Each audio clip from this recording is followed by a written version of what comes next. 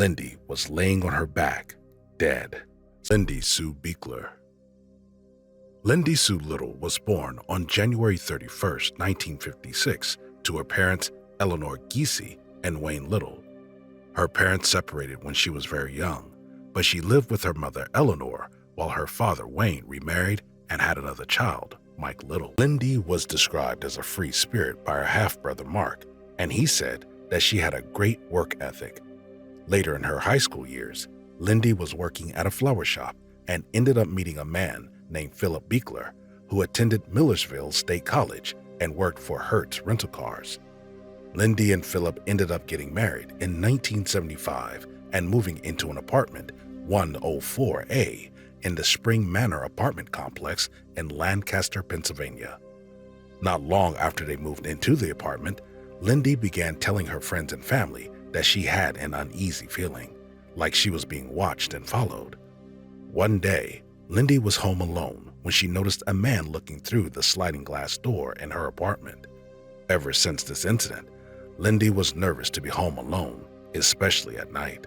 However, she got off work when it was still light out, while her new husband, Philip, worked later into the evening, leaving Lindy home alone for a few hours, some in the darkness. On December 5, 1975, Lindy got off work, visited Philip at his job, and then went to the Millersville shopping center to get some groceries. At around 7:15 p.m., she arrived at home and unloaded her groceries. She was supposed to be home alone for the rest of the night, but her family knew that made her uncomfortable. So her Uncle Mel and Aunt Celeste invited her to join them at a basketball game they were taking their kids to that night.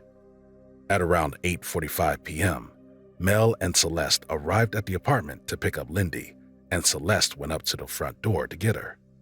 Celeste noticed that the front door was unlocked, which she found to be unusual. But as she entered the home, she found more things that weren't quite right.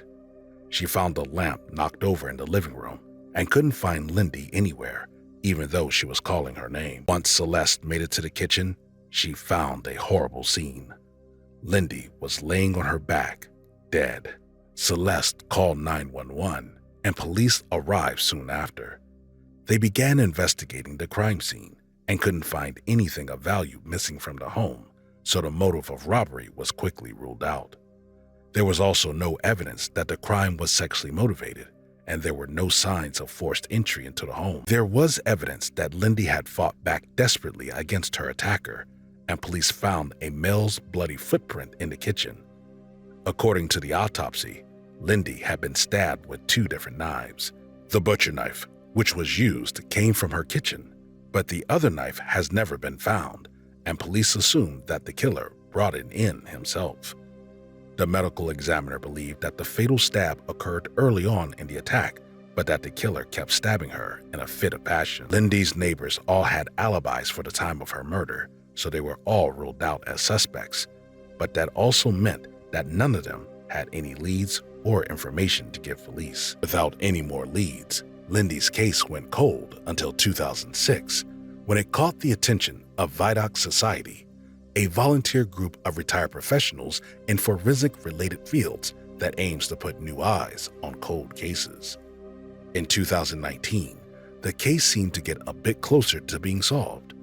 DNA found at the crime scene was used to create a snapshot picture of what the killer may have looked like at ages 25 and 65. It was determined that the killer's ethnicity was Southern European, possibly mixed with Middle Eastern, and that he had dark hair and hazel eyes.